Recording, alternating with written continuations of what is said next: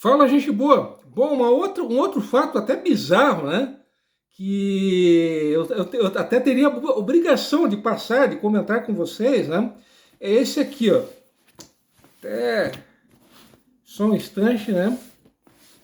Essa foto aqui, ó. Opa! Esse aqui é o Arno Hope, né? O antigo zagueiro do Caxias, né? Ele faleceu, se não me falha a memória, em 92.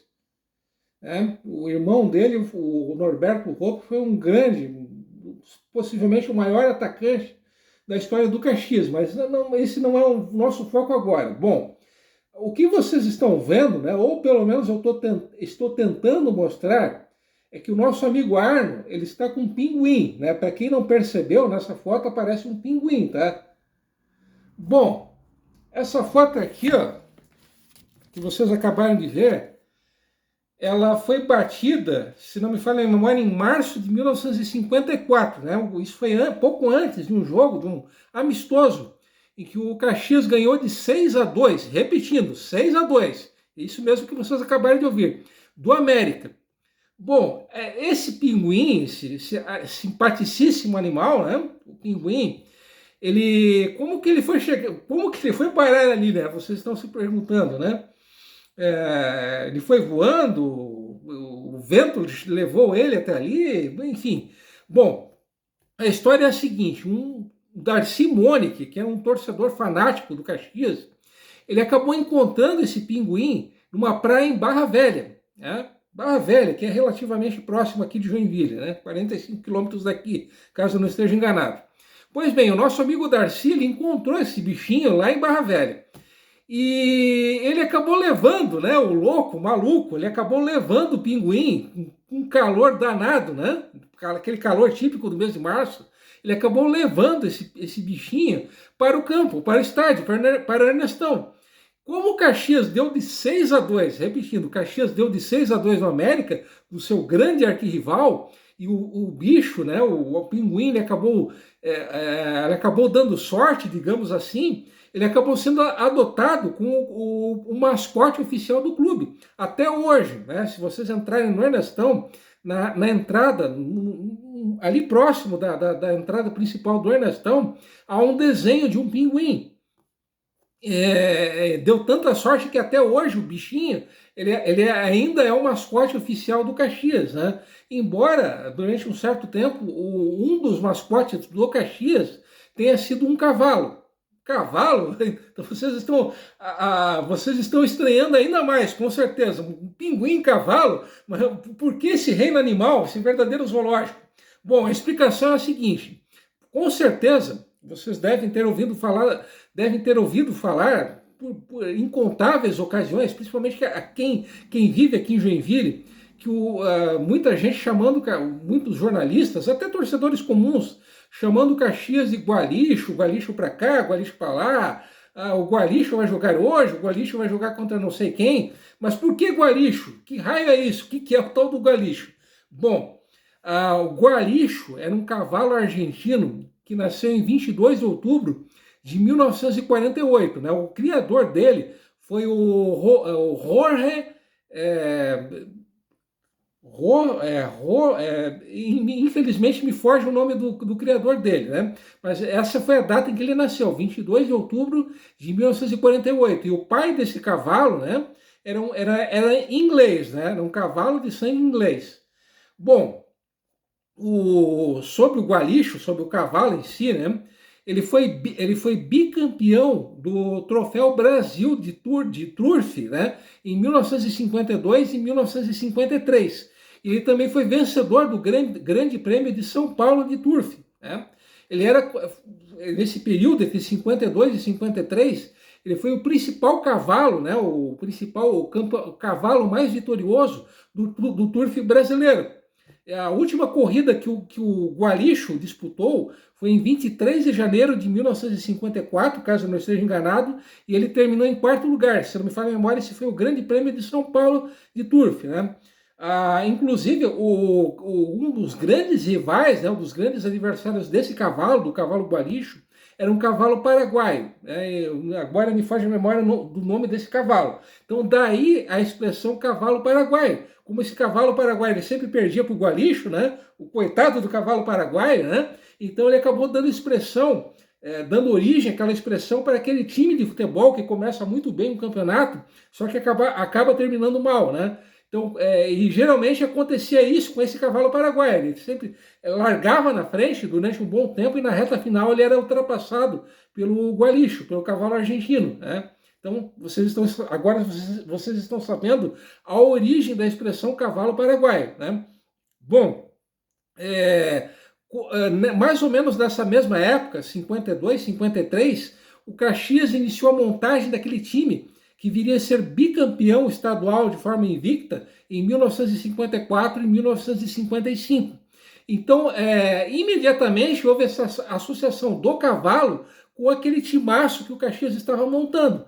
Então, por isso que o Caxias é chamado de Gualixo, por causa dessa associação com esse cavalo, né, com esse cavalo argentino, né?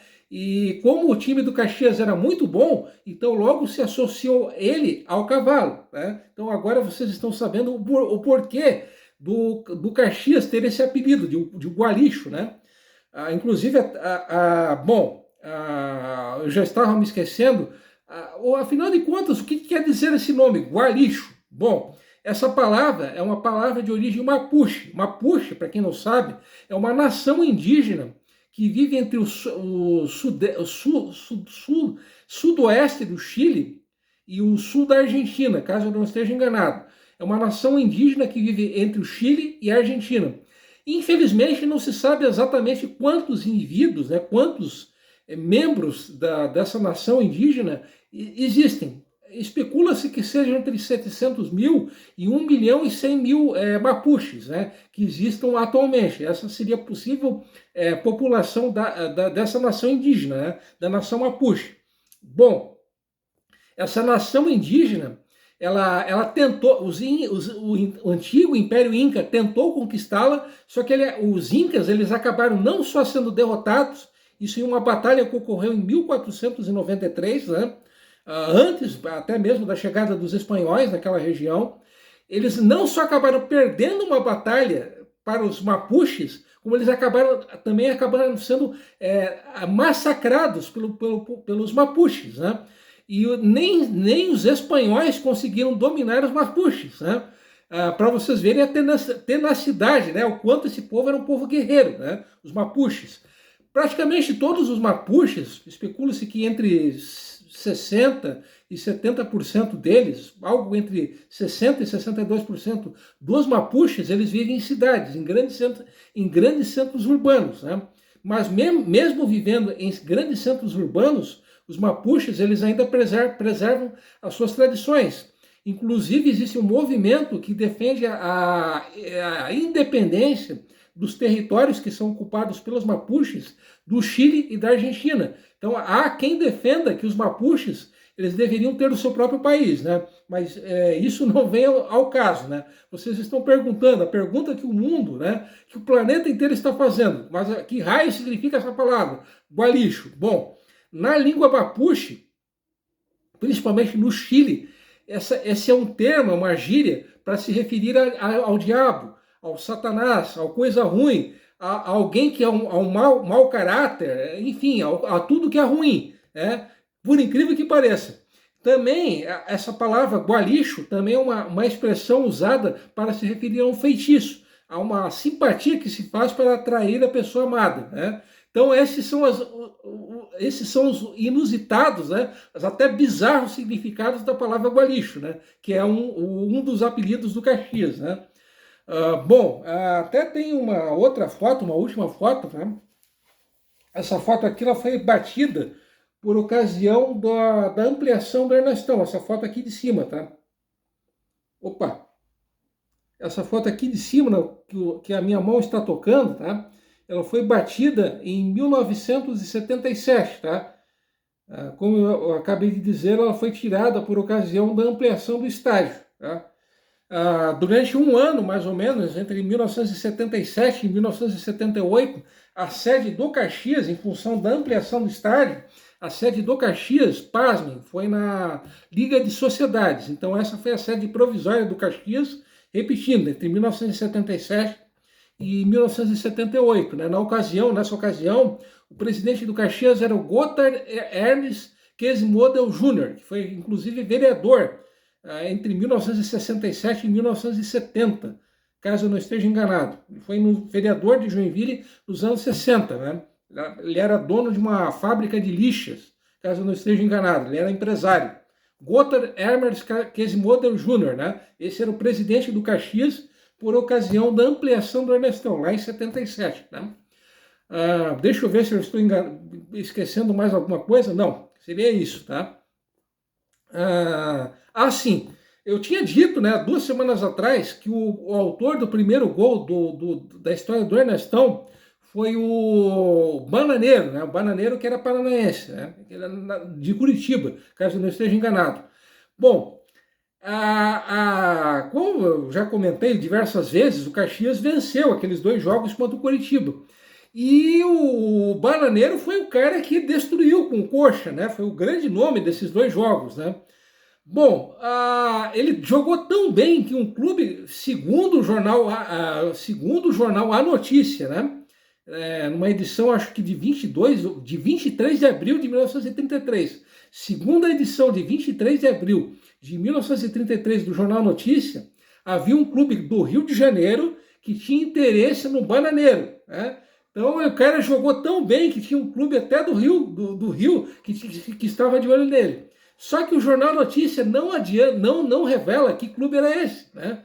Bom, eu presumo que esse tal clube carioca que queria levar o Bananeiro, era o Vasco. Por que dessa minha afirmação? Porque em 1934, o Vasco contratou um jogador do Caxias, que era o Marinheiro. Né? Esse era o apelido do cara. Então, já que não deu de Bananeiro, vai de Marinheiro. Então, possivelmente, o tal clube carioca, que tinha interesse no Bananeiro, era o Vasco, né? O Clube de Regatas Vasco da Gama. Uma última informação ainda a respeito do Ernestão, tá? É que essas vitórias contra o Curitiba, elas repercutiram tanto, né? A repercussão delas foi tão grande que o Ferroviário, o já citado Ferroviário de Curitiba, né? O Britânia de Curitiba. O Britânia é um daqueles clubes, inclusive eu citei em um dos vídeos da semana passada, é um daqueles clubes que acabaram dando origem ao Paraná Clube. Pois bem, o Britânia, que tem 8 títulos de campeão paranaense, que veio a ser extinto em 1971, esse clube, né, de Curitiba, Britânia, ele fez um convite para que o Caxias disputasse um amistoso em Curitiba em 30 de abril de 1933. Só que o Caxias ele acabou tendo que recusar esse convite, porque nessa data, 30 de abril de 33, o Caxias já tinha um amistoso marcado em Mafra, contra o Peri Ferroviário, que hoje, infelizmente, não existe mais. Né? Então, até um amistoso em Curitiba, né, o Caxias acabou recebendo até um convite para fazer um amistoso em Curitiba. Né? Então, para vocês verem a repercussão dessas vitórias contra o Curitiba. Né? Então, para vocês verem quanto esse clube aqui tem história. Né? Bom, perdão caso eu tenha deixado alguma coisa de fora, né? Mas é muita coisa, né? Então é humanamente impossível falar tudo, né? Então esse aqui acabou sendo o último vídeo, né? Que eu conto um pouco a história do Ernestão, tá? Caso alguém tenha alguma informação adicional, tenha alguma informação que eu tenha deixado de fora, por favor, comente aqui embaixo. Só não vale me xingar, vale tudo. Como diria o Tim Maia, vale tudo, mas só não vale me xingar, tá? Então até o próximo vídeo. E até lá, tá? Com mais informações bem curiosas, tá? Um abração.